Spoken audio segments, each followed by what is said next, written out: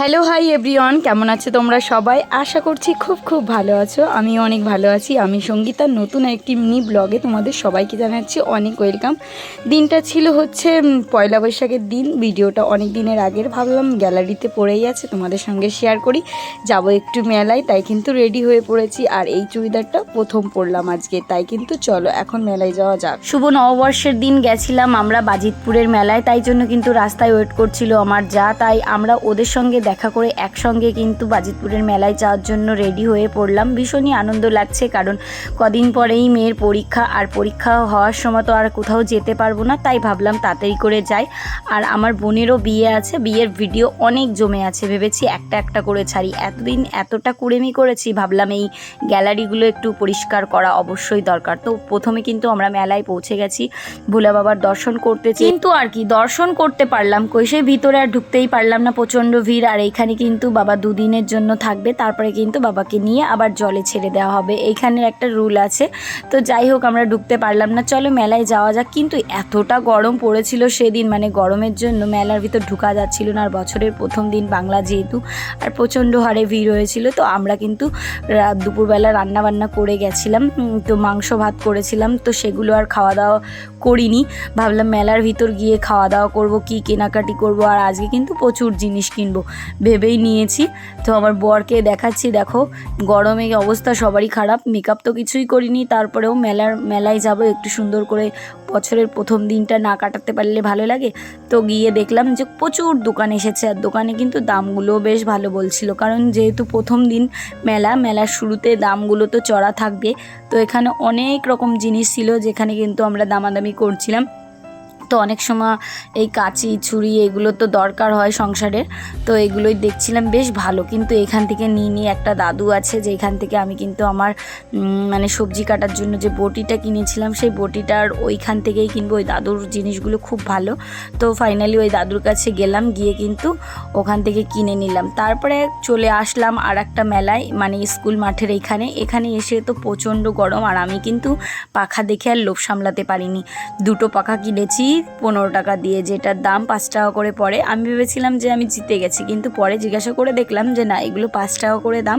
তারপরে কিন্তু মাম্মাকে একটা বেলুন কিনে দেওয়া হলো, মানে ওর জেঠু কিনে দিল। আর তারপরে কিন্তু আমি ওকে হাওয়া করছিলাম, যেহেতু পাখাগুলো কিনেছি। আর আমার মেয়ে কিন্তু মেলার মাঠে এসে প্রথমেই কান্না শুরু করে দিয়েছে মাশমেলন খাওয়ার জন্য, আর আমরা কিন্তু তাতে দিচ্ছিলাম না।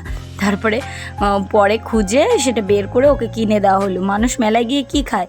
ফুচকা খায়, এগরোল খায়, চাউমিন খায়, মোমো খায়, কিন্তু ওর এসব বায়না নেই। ওর যত ধরনের চকলেট, আইসক্রিম, এই ধরনের বায়না। তো এখানে দাঁড়িয়ে কিন্তু কটা ফুচকাও খেয়ে নিলাম। এতটা ভিড়ের ভিতর কিন্তু ফুচকার চান্সই পাওয়া যাচ্ছিল না, কারণ দেখবে কিছু কিছু দোকান থাকে, সেই দোকান থেকে স্পেশালি ফুচকাগুলো খেতে ভালো লাগে। তো আমরা সেই দোকানেই দাঁড়িয়েছিলাম। আর এখানে দেখো বড় একটা নাগরদোলা এসছে, আর এই নাগরদোলাটাই চড়ার খুব শখ ছিল আমার যা আর দেওরের, কিন্তু পরে বলছে না। তারপরে কিন্তু আমরাও কিন্তু কোনো কিছুতে উঠিনি। আর এখানে হাঁটতে হাঁটতে দেখি আমার বান্ধবী আমাকে পিছন থেকে ডাকছে, সঙ্গীতা কেমন আছো? তো বেশ ভালো লাগলো। আমি মেলায় গেলে এই বান্ধবীটার সঙ্গে দেখা হয়, আর কোথাও কারোর সঙ্গে দেখা না হলেও বেশ ভালো লাগে। তো এটা হচ্ছে আমার জায়ের বান্ধবী। তো এখন কিন্তু পরিচয় হয়ে বেশ ভালোই হয়েছে, যখন দেখা হয় দুজন বেশ ভালো কথা বলি। কিন্তু ওর মেয়ের কিছুদিন আগে খুব একটা সমস্যা হয়েছিল, এখন কিন্তু ভালো আছে, তাই জিজ্ঞাসা করছিলাম। তারপরে কিন্তু মেলার মাঠটা ঘুরলাম। আর এদিকে কিন্তু আমার বর ভীষণভাবে ডাকছিল তাড়াতাড়ি করে আসো, তাই আমি বললাম ঠিক আছে তুমি যাও মেলায় ঘোরো, মেয়ের খেয়াল রেখো। তারপরে কিন্তু চলে গেলাম আমাদের এই যে পাশেই, দেখলাম বেশ সুন্দর সুন্দর এই যে পিৎজা বিক্রি হচ্ছে। আর পিৎজা তো আমাদের এখানে পাওয়াই যায় না, ডোমিনোজের পিৎজা। তো খুব ইচ্ছা ছিল খাওয়ার। আর একবার দীঘায় গিয়ে খেয়েছিলাম, যেটা একদমই বিশ্রী ছিল, মানে সব কিছু বাজে দিয়েছিল। তো ভাবলাম এখান থেকে কেমন হবে পিৎজা। আমার খুব একটা বেশি ভালো লাগে না, কিন্তু আমার যা, আমার মেয়ে, তারপরে আমার দেওর বলছিল যে না আমরা একটু পিৎজা খেয়ে দেখি। তো একটা পিৎজা নেওয়া হয়েছিল। তো পিৎজাটা কিন্তু একদম রেডিমেড তৈরি হচ্ছিল, উপর দিয়ে হয়তো কোনো জিনিসগুলো দিচ্ছিল। আমার বর বলছিল কি খাবা, ফুচকা মানে এগরোল খাবা না কি বিরিয়ানি খাবা? আমি বললাম বিরিয়ানি খাবো। তো এখান থেকে একটা পিৎজা নেওয়া হলো। পিৎজাগুলো দেখো কি সুন্দর করে সাজানো হয়েছে, চিকেন পিৎজা। তো পিৎজাটা বানানোর সঙ্গে সঙ্গে আমাদের কিন্তু সুন্দর করে কেটে দিল। আর যে গরম পড়েছে, আমি কিন্তু একটু একটু করে অনেক ভিডিও করেছি, কিন্তু গ্যালারি তো পরিষ্কার করতে হবে, যেহেতু বিয়ের ভিডিও আছে। জানি তোমরা বোর হচ্ছ, কারণ আমার এইগুলো স্মৃতি বলতে পারো, আমার বেশ ভালো লাগে ভিডিওগুলো তোমাদের সঙ্গে আস্তে আস্তে করে শেয়ার করব। তার ভিতর তো কত কিছু হয়ে গেল, বাবার বাড়ি গেলাম, বিয়েতে গেলাম। তো এই দেখো পিৎজাটা কিন্তু ওভেনে কিন্তু দিয়ে দিয়েছে, এখনই ওভেন থেকে নামাবে, নামানোর পর কিন্তু আমাদের কেটে দেবে, তারপরেই কিন্তু আমরা খাওয়া দাওয়া করব। পিৎজাটা কিন্তু বেশ ভালোই ছিল। এদিকে আমার সিঞ্জিনি মাম্মার বায়না হয়েছে যে মা আমি কিন্তু অন্য কিছু খাবো, এগুলো খাওয়ার মতো ওর ইচ্ছা নেই। তারপর দেখো পিৎজাটা কিন্তু এখনই কেটে দেবে। তো পিৎজাটা মনে হয় খুব সুন্দরই হবে, কারণ সবসময়ের জন্য কিন্তু মানে আমাদের সামনেই বানিয়ে দিচ্ছে। তারপরে এখান থেকে একটা করে নিলাম বাইট, বেশ সুন্দর লাগলো। আর আমাদের মাম্মা তো তাকিয়ে রয়েছে, ও কিন্তু এসব খায় না, আর মা কিন্তু দেয়ও না।